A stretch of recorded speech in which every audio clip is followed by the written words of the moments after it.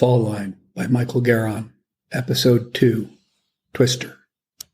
Sitting in my living room, Kojo told me about a recent accident. He said a truck had hit a married Peace Corps couple as they were crossing a small bridge on a motorcycle. The two of them were friends of mine. Kojo said he'd heard that they were headed home from a local market where they'd stopped to have some beers with me. Then the news got worse. They were riding a shitty local bike that couldn't handle the slippery dirt and the washboards in the road, and while their bike was bad, their marriage might have been worse. They were under the common stress all volunteers face living in a taxing foreign environment, but they had the added strain of being newlyweds, and that also took its toll. I'd seen Bruce get angry with Tanya, and he'd done it again after we met at the market.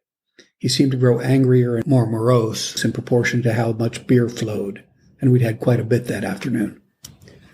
He thought he could beat an oncoming truck across a one-lane bridge, Kojo told me.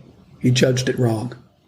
The truck crushed his leg and knocked them both over the side into a stream. They'd planned to amputate his leg today, Kojo continued, but because Bruce was bleeding so much, he got more attention than Tanya. That turns out to have been a mistake. She got a bacterial infection, gaseous gangrene, and there wasn't much they could do. I'm sorry, Mike. Tanya died yesterday. Kojo left a short time later. I sat alone in my living room as dusk turned into dark. I couldn't even bring myself to light my kerosene lantern. It was a Sunday.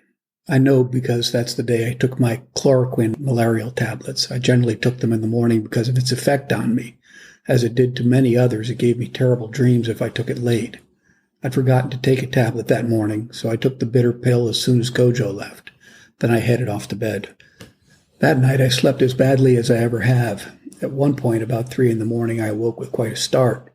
Mobijah, my houseboy, stood leaning over me, his face inches from my own. I tried to push against him so I could sit upright, but he jumped back and then slumped against the wall. "What do you want?" I demanded. When he refused to answer, I jumped out of bed. "I asked you what you want," I said again, and I reached to grab his arm. But I must have suddenly awoken because whatever I was talking to had completely disappeared. It might have been the chloroquine or the shock of Tanya's death. It might have been a combination of the two. But whatever it was, dream, ghost, whatever, it left me totally freaked out.